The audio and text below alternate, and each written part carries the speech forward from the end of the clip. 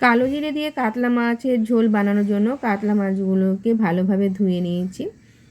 আর এখানে কাতলা মাছের ঝোলের জন্য আমি পেঁয়াজ, আদা, রসুন, গোটা সাদা জিরে, টমেটো মিক্সার জারের মধ্যে নিয়ে নিয়েছি।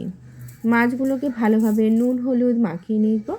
তার সঙ্গে মাছের ঝোলে আলু দেওয়ার জন্য আলুগুলোকে কেটে ভালোভাবে ধুয়ে নিয়েছি। ভালো করে মাছের মধ্যে নুন আর হলুদটাকে মাখিয়ে কিছুক্ষণ রেখে দেব, যাতে নুনটা ভালোভাবে মাছের ভেতরে ঢুকে যায় আর হলুদটা যাতে মাছের গায়ে ভালোভাবে লেগে যায়। এতে কী হবে, মাছটা ভাজলে পরে মাছের কালারটা সুন্দর আসবে।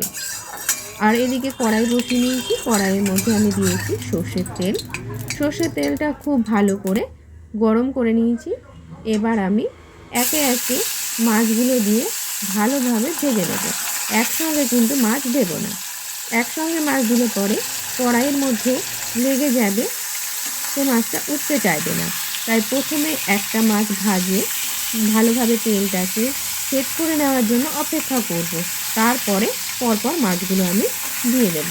এভাবে উল্টে পাল্টে ভালোভাবে লাল এবং কড়া করে ভেজে নেব। মাছ ভাজাটা কিন্তু অপশনাল। অনেকে কড়া মাছ ভাজা পছন্দ করে, অনেকে আবার হালকা কড়া মাছ ভাজা পছন্দ করে। আমি যেহেতু কড়া মাছ ভাজা পছন্দ করি, এই জন্যে মাছগুলোকে কড়া করে লাল লাল করে ভেজে নেব। মাছগুলো আমার ভাজা হয়ে গেছে। এবার মাছগুলোকে আমি তুলে রেখে দেব। ওই মাছ ভাজার তেলেই আমি আলুগুলোকে দিয়ে দেব, দিয়ে ভালোভাবে লাল করে ভেজে নেব। আর তরকারি সবজি যেটাই দেওয়া না হোক না কেন, সবজি যদি খুব ভালোভাবে লাল করে ভাজা হয় তাহলে পরে সবজির টেস্ট কিন্তু বেড়ে যায়। আর কথা বলতে বলতে আমার আলুগুলো ভালোভাবে ভাজা হয়ে গেছে। আর আমি কিছুটা পেঁয়াজ কিন্তু কুচিয়ে রেখেছিলাম, আর কিছুটা পেঁয়াজ আমি গ্রেট করে নিয়েছিলাম।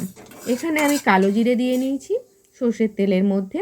কালো জিরেটা ভালোভাবে গরম হয়ে যাওয়ার পরে কুচিয়ে রাখা পেঁয়াজগুলো দিয়ে লাল করে ভেজে নেব। পেঁয়াজটা ভালোভাবে লাল করে ভাজা হয়ে গেলে আমার তৈরি করে রাখা মশলাটা পেস্ট আমি দিয়ে দেব। এভাবে কিছুক্ষণ নাড়াচাড়া করে পেঁয়াজটাকে ভালো করে ভেজে নেব, যতক্ষণ না পেঁয়াজের কালার আসছে। এখন কিন্তু আমি নুন দেব না। নুন দিলে পরেই কিন্তু পেঁয়াজ থেকে জল ছেড়ে যাবে, পেঁয়াজটা ভালোভাবে ভাজা হবে না। পেঁয়াজটা অপেক্ষা করব যতক্ষণ না লালভাবে ভাজা হচ্ছে। তা পেঁয়াজটা আমার ভাজা হয়ে গেছে। এবার এই যে পেস্ট করে রাখা মশলাগুলো ওই পেঁয়াজের মধ্যে দিয়ে দেবো, দিয়ে ভালোভাবে ভেজে নেব। পেঁয়াজ থেকে যখনই দেখবো যে মশলা থেকে পেঁয়াজ থেকে সমস্ত তেল যখন আস্তে আস্তে ছেড়ে দেবে, তখন কিন্তু আমি পরিমাণ মতো নুন, হলুদ আর কালারের জন্য কাশ্মীরি লঙ্কার গুঁড়ো দিয়ে দেবো। তো এভাবে কিছুক্ষণ নাড়াবো, তেল ছাড়া পর্যন্ত অপেক্ষা করব। আর মশলাটা ভালোভাবে নাড়াতে হবে, যাতে মশলা থেকে কাঁচা গন্ধ না বেরোয়। আর কিছুক্ষণ ধরে না নাড়ালে পরেও কড়াই লেগে গেলে পরে সেখান থেকে পোড়া গন্ধ বেরোবে। মশলা থেকে তেল ছেড়ে যাওয়ার পরে আমি কিন্তু নুন আর হলুদটা দিয়ে দেবো। নুন হলুদ দিয়ে কিছুক্ষণ নাড়াচাড়া করে নেব।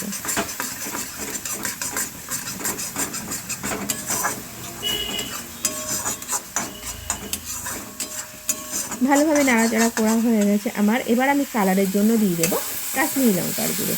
কাশ্মীরি লঙ্কার গুঁড়ো দেওয়ার পরে আবারও আমি ভালোভাবে ভেজে নেব। এভাবে কিছুক্ষণ নাড়াচাড়া করে ভাজার পরে আমি পরিমাণ মতো জল দিয়ে দেবো। যতটা পরিমাণ আমি গ্রেভি রাখবো ততটা পরিমাণ আমি জল দেবো। তার থেকে আরেকটু বেশি জল দেবো, যাতে আমার আলুগুলো সেদ্ধ হওয়া পর্যন্ত।